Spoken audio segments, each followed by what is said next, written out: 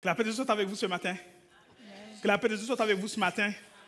Comme Sœur Cynthia a bien dit, si vous n'avez pas senti la présence de Dieu ce matin, je crois que le Seigneur a toujours plus en réserve. Mais on le sent déjà, on le sent déjà. Je crois que sa présence est parmi nous et le Seigneur fait un travail extraordinaire. Et je crois que si vous êtes venus ici, le Seigneur ne vous laisse jamais. Ce n'est pas quelqu'un qui va vous laisser vous déplacer sans qu'il vous donne quelque chose, si vous êtes vraiment venu chercher quelque chose. Amen. Amen ce matin.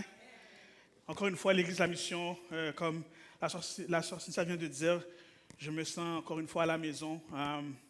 Nul besoin de vous dire, moi et ma famille, nous apprécions l'accueil que vous nous offrez à chaque fois que nous venons ici. Et également la bénédiction qui découle et qui tombe du fait même que nous soyons présents par ce qui se fait. Et je vous encourage à continuer à travailler dans la vigne du Seigneur, vous bénévoles et ouvriers, parce que vous faites quelque chose d'extraordinaire pour le Seigneur. Amen. Gloire à Dieu. Ce matin, dans le peu de temps qui nous reste, je voudrais d'abord que vous puissiez ouvrir vos Bibles avec moi dans le livre de Jean. Je sais que le multimédia pourrait m'aider avec la lecture de la parole, si jamais vous n'avez pas vos Bibles. Cette lecture se fera dans le livre de Jean, dans le chapitre 16. Je voudrais lire avec vous ce matin juste quelques versets, dont le verset 5 jusqu'au verset 16. Maintenant, je m'en vais vers celui qui m'a envoyé et aucun de vous ne me demande où vas-tu. Mais parce que je vous ai dit ces choses, la tristesse a rempli votre cœur. Cependant, je vous le dis en vérité, il vous est avantageux que je m'en aille, car si je ne m'en vais pas, le consolateur ne viendra pas vers vous. Mais si je m'en vais, je vous l'enverrai. Et quand il sera venu, il convaincra le monde en ce qui concerne le péché, la justice, le jugement. En ce qui concerne le péché, parce qu'il ne croit pas en moi. La justice, parce que je vais au Père et que vous ne me verrez plus. Le jugement, parce que le prince de ce monde est jugé. J'ai encore beaucoup de choses à vous dire, mais vous ne pouvez pas les porter maintenant. Quand le consolateur sera venu, l'Esprit de vérité, il vous conduira dans toute la vérité, car il ne parlera pas de lui-même, mais il dira tout ce qu'il aura entendu. Et il vous annoncera les choses à venir. Il me glorifiera parce qu'il prendra de ce qui est à moi et vous l'annoncera. Tout ce que le Père a est à moi. C'est pourquoi j'ai dit qu'il prend de ce qui est à moi et qu'il vous l'annoncera. Encore un peu de temps et vous ne me verrez plus. Et puis encore un peu de temps et vous me verrez parce que je vais au Père. Parole de Jésus-Christ. Amen. Ce matin, je voudrais vous entretenir sur un sujet bien particulier parce que je voudrais vous dire ce matin, à travers le monde, beaucoup de chrétiens célèbrent ce 50e jour après la Pâque qui se trouve à être la Pentecôte.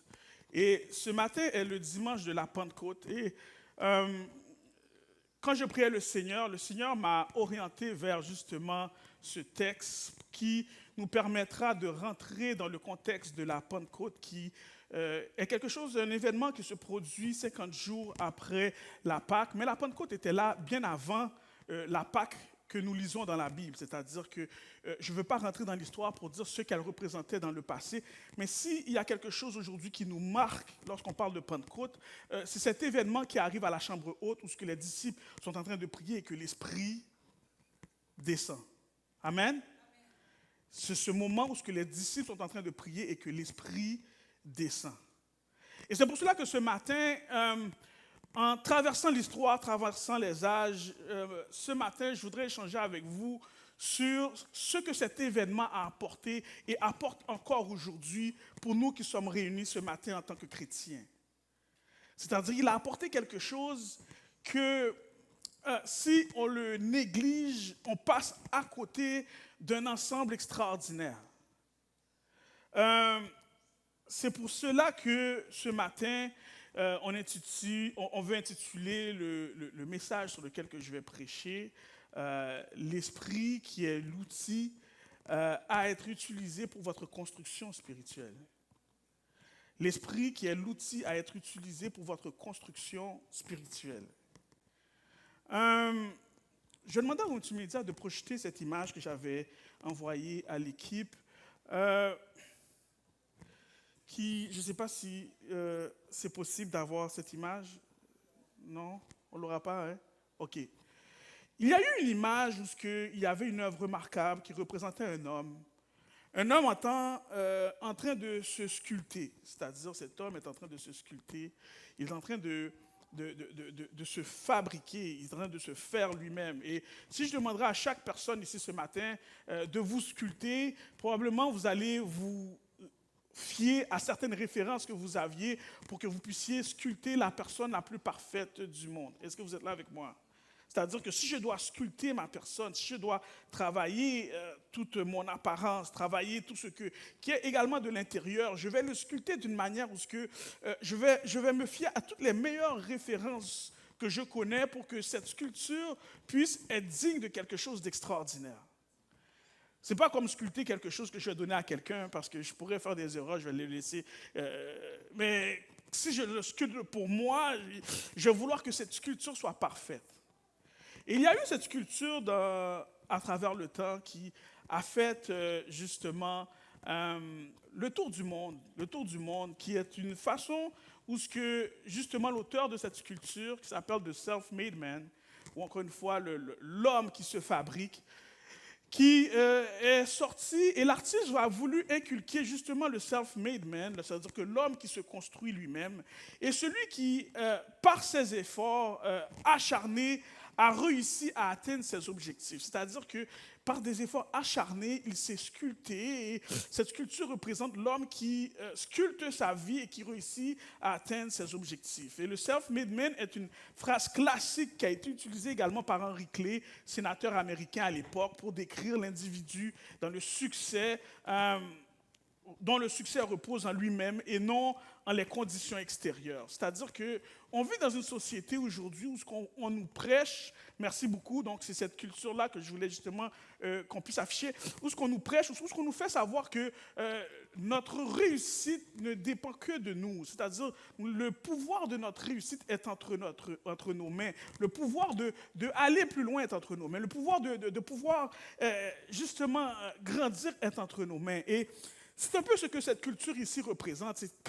C'était une œuvre d'art, qui encore aujourd'hui est une œuvre d'art, qui représente justement la possibilité, la capacité de l'homme de se construire lui-même. Mais dans ce concept qui représente la capacité de l'homme de se construire lui-même, on remarque également que dans cette mentalité, ou encore une fois, dans cette façon de concevoir le self-made man, c'est que c'est une culture qu'on apporte aussi également à l'Église en pensant que, regarde, je suis rentré à l'Église, je suis prêt à accepter le Seigneur aujourd'hui comme mon sauveur personnel, et maintenant que je l'ai accepté comme mon sauveur personnel, je vais travailler, j'ai dit quelque chose d'important ici, je vais travailler pour que je puisse y arriver et me rapprocher de Dieu. Et c'est la phrase classique que souvent qu'on entend, je vais travailler et je vais faire le nécessaire pour que je puisse m'approcher de Dieu. Ou ce que lorsqu'on communique, on parle tout comme que la transformation qui doit se produire entre nous dépendait simplement de nos efforts personnels. Mais encore une fois, cela vient de la culture dans laquelle on évolue, qui fait en sorte qu'effectivement, on a l'impression que tout ce que nous devons réussir doit simplement venir de nos propres forces ou de nos propres moyens. Et maintenant, c'est pour cela que je veux rentrer dans le texte ici, où ce que Jean est celui qui écrit alors qu'il y a beaucoup de choses à dire, où ce que, dans une époque où ce que cette mentalité-là était déjà présente, où ce que on croyait que la réussite, ou encore une fois le fait même de réussir dans la vie, de réussir dans tout domaine de la vie, dépendait simplement de nos capacités, de nos efforts personnels. Mais ici, lorsque Jean arrive au texte qui nous concerne, on se rend compte que Jésus-Christ parle d'un départ et il parle également de quelqu'un qui doit arriver.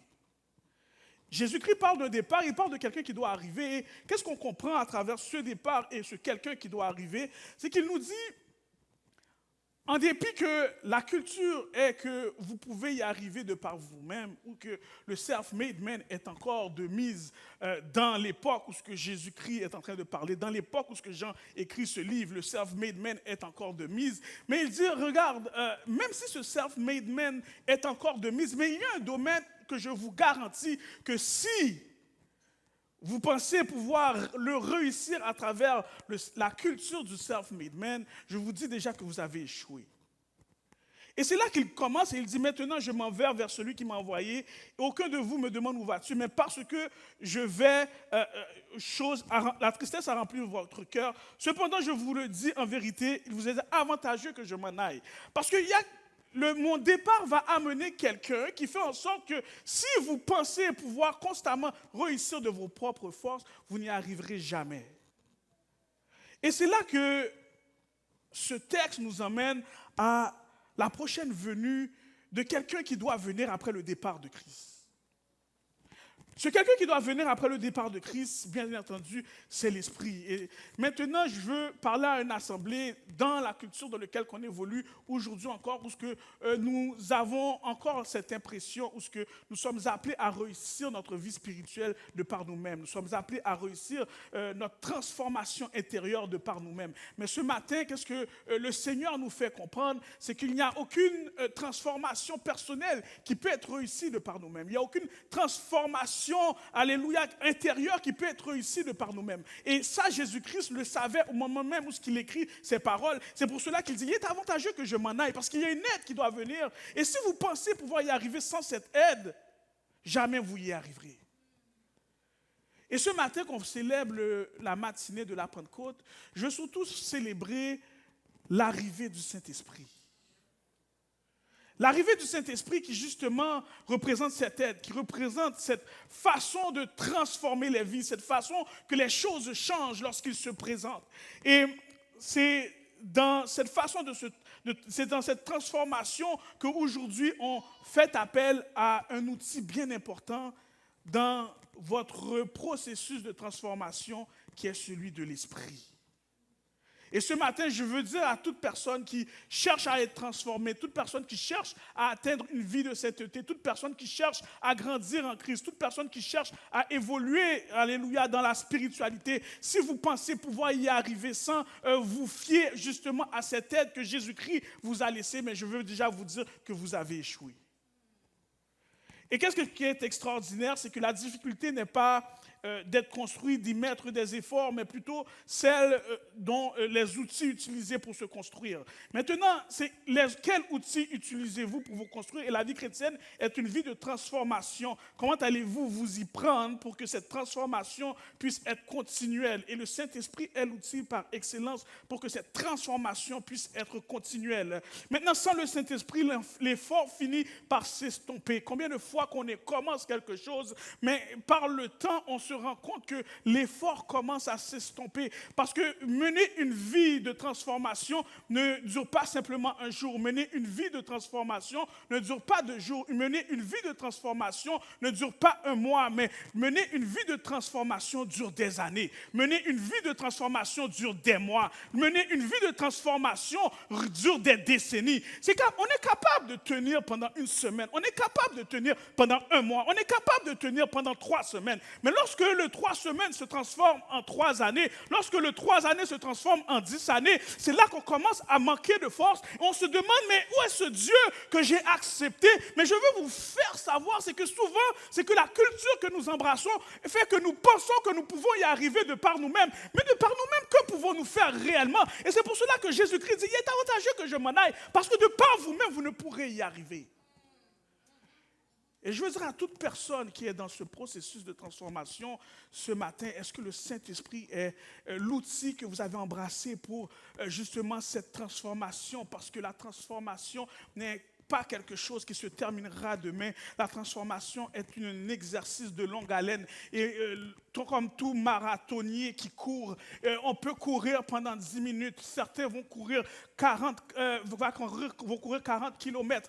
Mais quand que le 40 kilomètres se transforme en 100 kilomètres, est-ce qu'on est capable encore de porter, alléluia, notre corps? Est-ce qu'on est capable encore de porter notre souffle? Le souffle vient t'à manquer. Et c'est quand que ce souffle commence à venir t'à manquer, on sent que, ah là là, si j'aurais eu une motocyclette pour finir ce marathon-là, je l'aurais pris. Si j'aurais eu simplement même une trottinette, je l'aurais pris. Parce que je n'ai plus le souffle pour continuer ce marathon. Dans le marathon de la transformation dans lequel nous sommes embarqués en tant que chrétiens, il n'y a pas de possibilité de se rendre jusqu'à la fin si nous n'avons pas cette aide qui est celle du Saint-Esprit. Cette Pentecôte pour nous, c'est ce que cela a apporté, parce que les efforts finissent par s'estomper. Et c'est pour cela qu'il va dire à ses disciples, il est avantageux que je m'en aille, parce que nous finissons par manquer de souffle, mais la force va manquer en chemin. Et pour finir la construction, pour donner suite à nos bonnes décisions, nous venons à manquer de courage. Que fait en sorte que la résolution prise est abandonnée? Abandonnée parce que nous avons sous-estimé la longueur du chemin, nous avons cru pouvoir y arriver par nos propres moyens, mais nos moyens ne se trouvent pas à être parce que nos moyens se trouvent à être limités, on ne peut se rendre jusqu'au bout. Et c'est tout cela qui fait que la construction ne pourra être parfaite, parce qu'il y a des parties qui manquent à notre vue, il y a des parties qui manquent, alléluia, à notre force, il y a des parties qui manquent à notre justesse. Et c'est pour cela que dans la photo du self-made man que je trouve très intéressante, c'est que de la même manière qu'on nous montre un buste avant, on ne peut nous montrer un buste arrière, parce que le self-made man peut peut-être construire ce qui est en avant, mais ne pourra jamais construire ce qui est en arrière, parce que à l'arrière, il ne le voit pas. Et c'est là que le Saint-Esprit est extraordinaire. C'est que où est-ce que vous pensez pouvoir y arriver de par vous-même, vous allez peut-être pouvoir mettre beaucoup de choses en place pour y arriver, mais laissez-moi vous dire qu'il y a des choses que vous ne verrez pas dans le parcours, et ces choses que vous ne verrez pas dans le parcours, le seul capable de les voir, je veux vous dire ce matin que c'est ce Saint-Esprit qui est celui qui doit vous aider à atteindre cette vie de transformation, parce que le devant est facile à faire. Et c'est pour cela que bien des fois, même lorsqu'on se regarde dans le miroir, il est facile de maquiller l'avant. Mais combien de fois que nous sortons et puis il y a un collet qui n'était pas bien descendu, ou il y a un cheveu qui n'était peut-être pas bien placé, parce que l'avant est facile à planifier. Mais comment planifier l'arrière? Et ce matin, je veux vous dire que l'arrière de votre vie spirituelle est déjà planifié par le Saint-Esprit lorsque vous l'embarquez à bord. Il est facile de planifier le devant. Il y a des chemins qui me sont inconnus. Il y a des chemins mais rien n'échappe à Dieu, alors que je m'inquiète quand je ne devrais pas, alors que les soucis du lendemain font en sorte que j'ai envie d'abandonner. Dieu voit ces angles qui manquent à ma vue afin que je sois toujours dans la paix. La construction est alors parfaite, même lorsqu'il y a des angles qui m'échappent, parce qu'il y a quelqu'un qui m'aide dans cette transformation, il y a quelqu'un qui m'aide dans ce parcours, il y a quelqu'un qui m'aide alors que je suis en train d'avancer. Le Saint-Esprit érige une construction nouvelle. Pierre, qui s'inquiète du départ de Jésus dans le texte que nous venons de lire, continuera à recevoir les ordres par le Saint-Esprit. Acte 1:1. Jésus n'est plus le corps présent à travers l'Esprit. Jésus n'est plus le corps, mais il est présent à travers l'Esprit. C'est à partir de cet ordre qu'il trouvera la puissance venant d'en haut. Alors que vous vous inquiétiez, vous recevez une puissance. Il dit, alors que vous vous inquiétiez, vous recevrez une puissance venant d'en haut qui finira la construction spirituelle et personnelle dont nous avons commencé à travers notre relation. C'est un peu ce que ce texte est en train de nous dire dans le livre de Jean, chapitre 16. C'est qu'il dit, on a commencé un échange, on a commencé quelque chose. Mais cette chose qu'on a commencée, je ne pourrais la terminer elle pourrait être terminée si je ne m'en vais. Et c'est pour là qu'il parle de l'importance de partir, parce qu'il dit, il y a un autre qui doit venir, et lui va vous aider à compléter ce qu'on a pu commencer ensemble. Mais pour que cela puisse se continuer, il faut que je m'en aille. Et non seulement qu'il va être celui qui va vous aider, mais il y a des endroits qui doivent être refaits. Pourquoi j'ai pris la photo du self-made man et que je trouvais très intéressante pendant que je préparais cette prédication, c'est que c'est une art qui est extraordinaire. Mais même dans cet art, il y a des défauts. On peut la regarder comme étant peut-être parfaite. Mais dans cet art, il y a beaucoup de défauts. Parce que, où est-ce que les défauts sont en fonction du temps, des coutumes et de l'histoire? C'est-à-dire, ce qui est bon aujourd'hui n'est plus bon demain. Ce qui était bon hier n'est plus bon aujourd'hui. Et ce qui est bon peut-être dans une autre époque ne sera plus bon dans une autre époque. Pour toutes ces raisons, il y a des parties de ce corps qui doivent être refaits. Et certaines fois, lorsque nous sommes arrivés dans un parcours marathonnier, on ne peut se permettre de juste refaire parce que nous sommes fatigués. Mais ce matin, je veux que vous puissiez compter sur quelqu'un qui, lui, n'est jamais trop fatigué pour refaire ce qui doit être refait. Ce qui manque va être refait. Ce qui a besoin d'être corrigé sera corrigé. Ou est-ce que moi comme vous, ou vous comme moi, vous avez besoin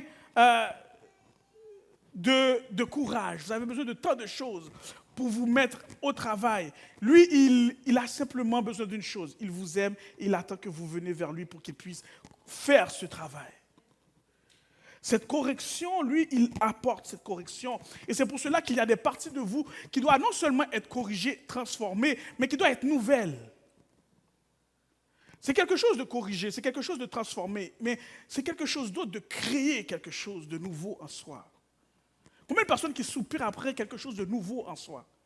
Alors que dans nos yeux charnels, nous limitons nos capacités et ce que nous sommes capables de faire, ou encore une fois, même nous limitons notre transformation à certaines choses, parce que nous disons, non, ça, je ne pourrais jamais l'abandonner.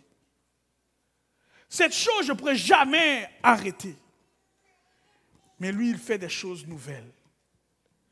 Il fait des choses que nous n'avons jamais considérées, des choses que nous avons peut-être pensé pouvoir, ok, ça, j'arrive pas, mais avec le temps, le Seigneur, je vais avancer, le Seigneur va m'accepter comme cela, mais en réalité, ce n'est pas qu'il va vous accepter comme cela, mais il va transformer ce qui doit être transformé.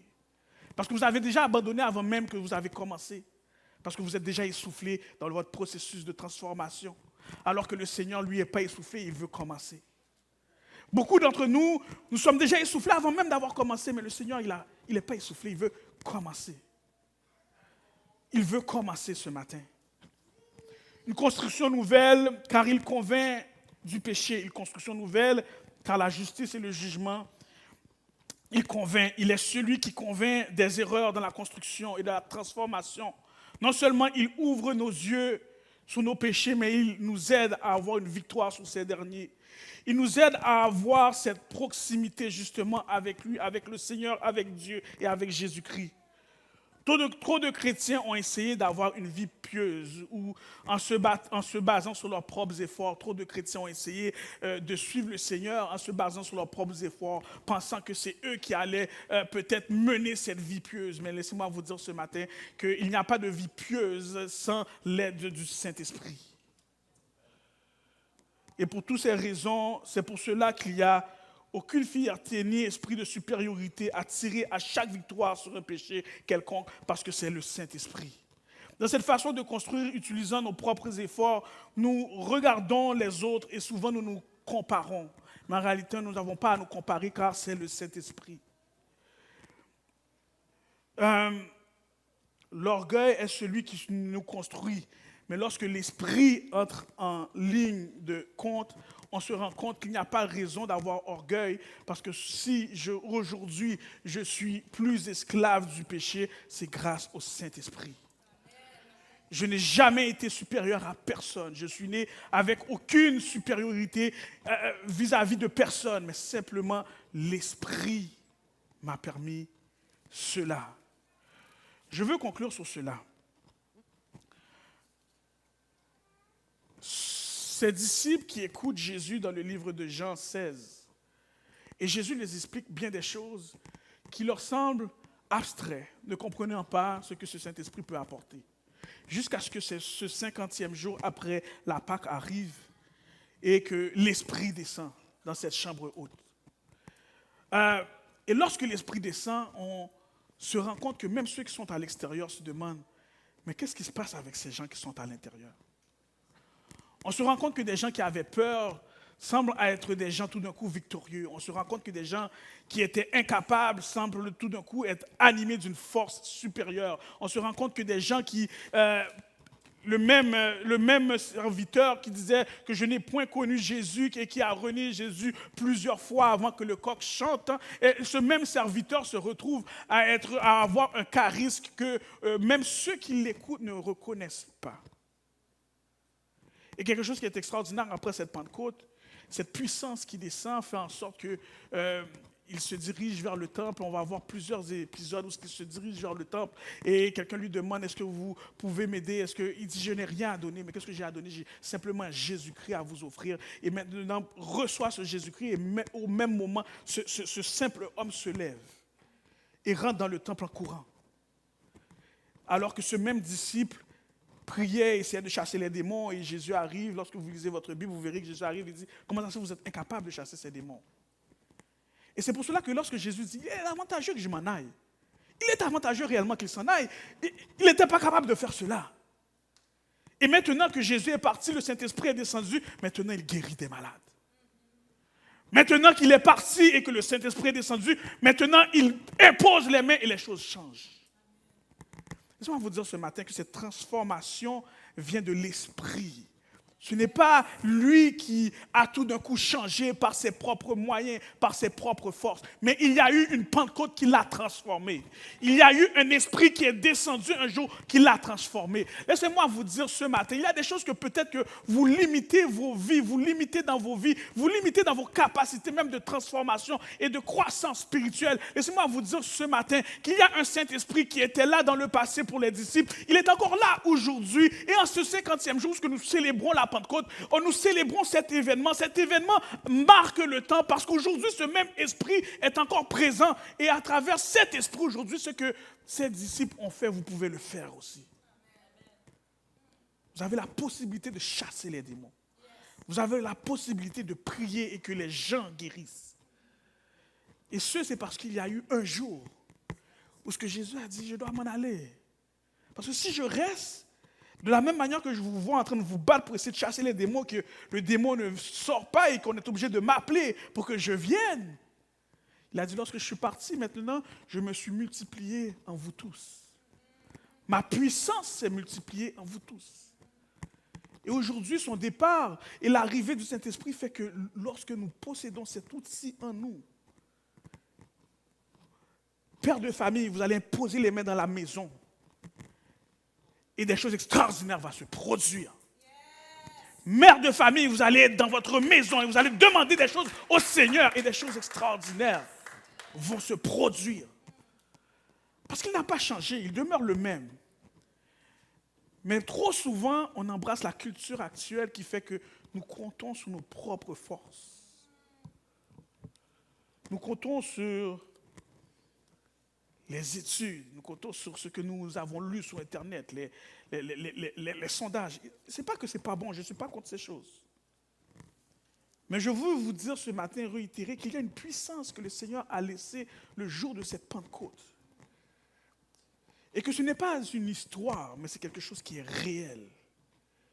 Et qu'aujourd'hui encore, vous avez la possibilité de vous servir de cette puissance pour transformer vos vies, transformer vos familles, transformer, alléluia, votre entourage, transformer ceux qui sont à l'extérieur. Et ainsi, de la même manière qu'aujourd'hui vous rentrez ici, vous serez de ceux aussi un jour qui diraient, à l'instar justement de l'apôtre, je n'ai rien à te donner, mais ce que j'ai à te donner, c'est Jésus-Christ de Nazareth. Lève-toi maintenant et marche.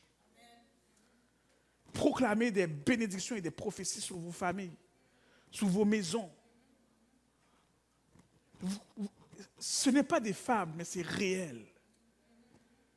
Et dans cette culture de self-made man, dans cette culture où on pense qu'on peut y arriver seul, où nous avons la possibilité d'être celui qui fait que nous y arrivons, c'est de toutes ces choses que nous sommes privés aujourd'hui. Et c'est pour cela que ce matin, la méditation est: quel outil avez-vous entre vos mains pour votre transformation? Je veux juste être sûr qu'on a tous le même outil. Parce que ce n'est pas vrai qu'il y a des gens supérieurs à d'autres. C'est juste qu'ils ont l'outil entre leurs mains. Il n'y a aucune raison qu'un serviteur de Dieu puisse se dire supérieur à un autre, mais c'est simplement quel outil que ce serviteur utilise par rapport à l'autre serviteur. Alors que c'est un outil que nous n'achetons ni à prix d'or, ni à prix d'argent, mais simplement par sa mort et sa résurrection, il nous le donne. Simplement par sa mort et sa résurrection, il nous le donne. Et en nous le donnant, il savait que cette culture de self-made man, que cette culture de « je peux y arriver de par moi-même » viendrait. Parce qu'il savait qu'il y avait un pasteur O'Neill qui aurait besoin de l'esprit pour sa famille. Il savait qu'il y avait un pasteur O'Neill qui aurait besoin de l'esprit pour changer sa vie, sa transformation personnelle. Et aujourd'hui, c'est le seul outil sur lequel je peux compter. Car de mes propres moyens, je suis incapable. Ce 50e jour qui était la Pentecôte a emmené l'outil dans la chrétienté qui est le plus extraordinaire. L'outil qui est le plus extraordinaire, non seulement pour moi, mais pour vous, pour chaque chrétien à travers le monde. Parce que si aujourd'hui on peut se tenir debout et prêcher l'Évangile, si on peut se sentir libre et libéré, c'est parce qu'il y a un Jésus-Christ qui a laissé un consolateur. Il a dit, il est avantageux que je m'en aille. Parce que si je m'en aille, il n'y aura pas de Pentecôte. Si je m'en aille, il n'y aura pas cette effervescence de l'esprit. Si je m'en vais pas, il n'y aura pas ces choses. Parce qu'il savait que pasteur O'Neill, ce matin, aurait besoin de l'esprit. Il savait que Sœur Cynthia, pasteur Bertoli, aurait besoin de cet esprit. Il savait que chaque famille et chaque ouvrier dans cette église aurait besoin de cet esprit. Parce que de par nous-mêmes, on ne peut y arriver. Mais Jésus-Christ y a pensé. Il y a songé. Et ce matin, ça fait plusieurs années que vous essayez de par vous-même, arrêtez. Arrêtez. Votre transformation ne repose pas simplement sur vos épaules, mais repose sur les épaules. Encore une fois, sur aucune épaule, mais il repose sur le Saint-Esprit qui est dans votre vie. Il est celui qui va vous aider à réaliser cela. Que le Seigneur vous bénisse, que le Seigneur vous fortifie et qu'il puisse vous convaincre d'utiliser cet outil. Car cet outil est à votre disposition, mais trop souvent, nous laissons la culture nous apporter dans un autre monde qui fait que nous pensons y arriver de par nous. Que le Seigneur vous bénisse ce matin.